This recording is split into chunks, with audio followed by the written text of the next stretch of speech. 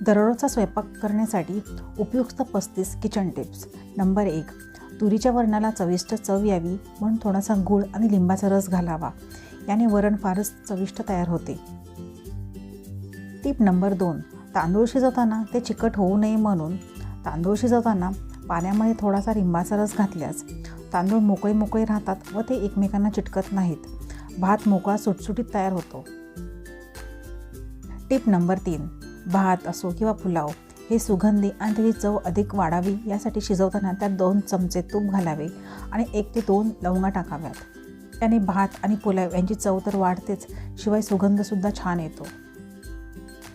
Tip number 4. Dosa बनवताना डोश्याचे पीठ तव्याला चिटकू नये म्हणून वांग्याचा किंवा कांद्याचा तुकडा तेलात बुडवून तव्यावर चांगला फिरवावा. अशाने डोसे तव्याला अजिबात चिटकणार नाही. Tip number 5. कपड्यावरील तेलाचे डाग घालवण्यासाठी त्या डागांवर थोडंसं पेट्रोल चोळा आणि नंतर हे कपडे धुवा. तेलाचे डाग अगदी सहजपणे निघून जातील. Tip number 6. चपात्या दिवसभर कापसासारख्या मऊ लुसलुशीत राहण्यासाठी पीठ मळायला तुम्ही साध्या पाण्याऐवजी कोमट पाण्याचा वापर करावा. तसेच पीठ मळताना 1 छोटा चमचा तेल किंवा तूप घाला. यामुळे पिठाला लवचिकता येते आणि पोळी लाटणे सोपे होते. याशिवाय कणिक नेहमी थोडी सैलसरच मळावी, जेणेकरून पोळी लाटताना पीठ कमी लागते आणि पोळी कापसासारखीच मऊ राहते. तर अशा प्रकारे तुम्हीसुद्धा वरील टिप्स फॉलो केल्या तर तुमचीसुद्धा पोळी कापसासारखी मऊ लुसलुशीत राहील. Tip number 7. स्वयंपाक झाल्यानंतर हाताला येणारा वास घालवण्यासाठी कांदा, लसूण किंवा मासे कापल्यानंतर हात धुतले तरी वास जात नाही. तर अशावेळी हातावर थोडेसे मीठ, लिंबू चोळा आणि मग पाण्याने हात स्वच्छ धुवा.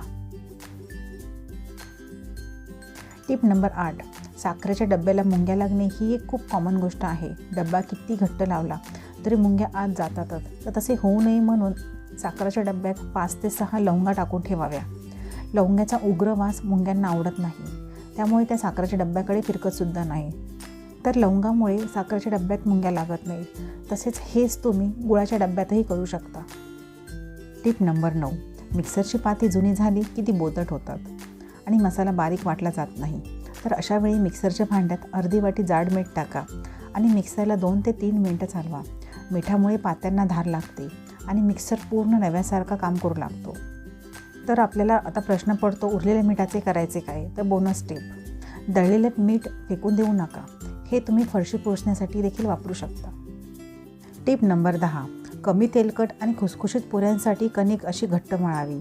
कणिक मळताना त्यामध्ये 1 चमचा दही किंवा किंचित साखर घातल्यास पुऱ्या मऊ आणि टम्म फुगतात आणि कमी तेलकट होतात.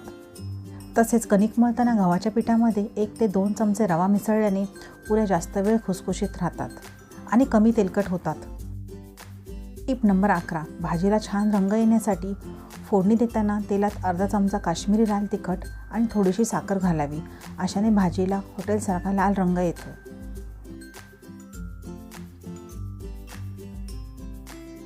Tip number 12.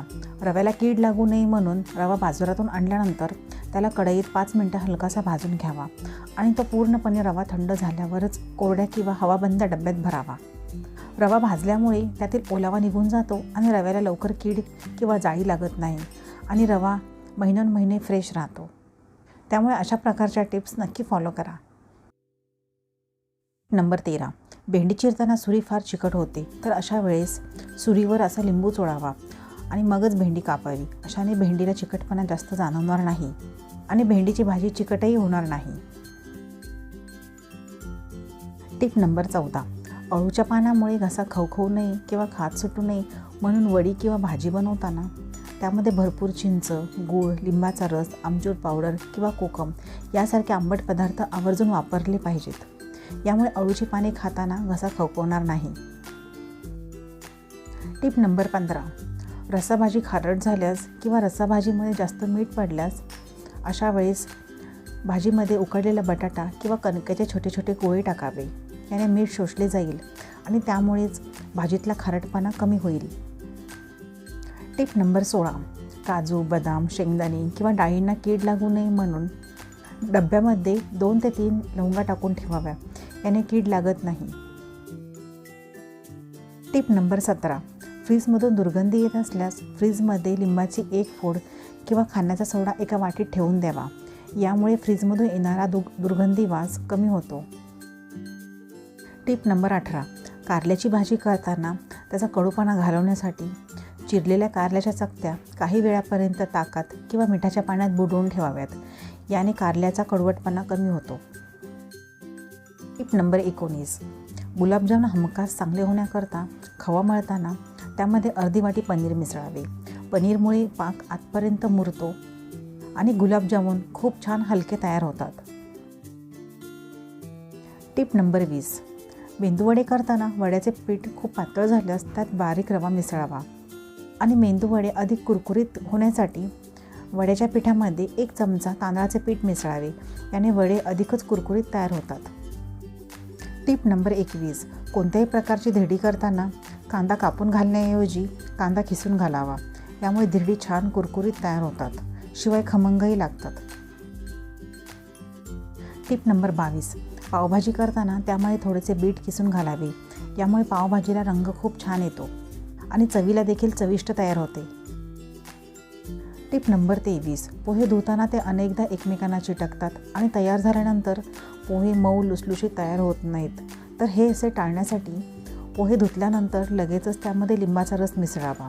यामुळे पोहे मोकळे मऊ लुसलुशीत तयार होतात. Tip number 24. पोळी तव्याला चिटकून राहिल्याने पोळी व्यवस्थित फुगत नाही, ती वातड तयार होते. तर पोळी भाजण्याआधी तव्यावर थोडेसे मीठ टाकून तो स्वच्छ पुसून घ्यावा. यामुळे तवा गुळगुळीत होईल आणि पोळी तव्याला चिटकणार नाही.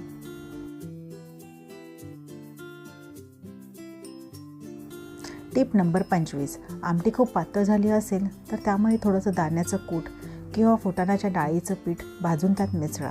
यामुळे भाजीला चांगला दाटसरपणा येतो, शिवाय आमटी खमंगही लागते. Tip number 26. भाजी करपली असेल तर करपलेल्या भाजीचा वास घालवण्यासाठी भाजी लगेचच दुसऱ्या भांड्यात काढून घ्या आणि त्यामध्ये 2 चमचे दही किंवा दूध घालून मंद आचेवर थोड्या वेळ शिजवा. भाजीतला करपटपणाचा वास निघून जाईल. Tip number 27. दही घट्ट तयार होण्यासाठी दूध कोमट असतानाच त्यात विरजण लावल्यास 1 हिरवी मिरची देठासह त्यामध्ये घाला. त्यामुळे दही लवकर लागण्यास मदत होते आणि शिवाय दही घट्टही तयार होते. Tip number 28. कधीकधी भाजी फार तिखट तयार होते, तर त्या भाजीचा तिखटपणा कमी करण्यासाठी त्यामध्ये तुम्ही साजूक तूप, दुधाची साय किंवा फ्रेश क्रीम वापरू शकता. यामुळे भाजीचा तिखटपणा तर कमी होतोच, शिवाय भाजीची चव देखील बदलत नाही. Tip number 29. भजी अधिक कुरकुरीत होण्यासाठी भज्याचं पीठ बनवताना पिठामध्ये 2 चमचे तांदळाचे पीठ टाकल्यास भजी अधिक कुरकुरीत तयार होतात. Tip number 30. कोणत्याही भाजीची चव अधिक वाढवण्यासाठी भाजी करताना मसाला वाटतानाच त्यामध्ये हळद, लाल तिखट, गरम मसाला त्यात मिक्स केल्यास भाजीला चव आणि रंग तर खूप छान येतो, शिवाय भाजीची चव देखील खूप वाढते. तर तुम्हाला माझ्या आजच्या या महत्त्वपूर्ण टिप्स कशा वाटल्या हे मला कमेंट्समध्ये नक्की कळवा. अशाच नवनवीन टिप्स जाणून घेण्यासाठी चॅनलला नक्कीच फॉलो करा. व्हिडिओ आवडला असेल तर व्हिडिओला जरूर लाईक करा, जास्तीत जास्त शेअर करा. पुन्हा भेटू अशाच एका महत्त्वपूर्ण व्हिडिओसोबत. तोपर्यंत धन्यवाद.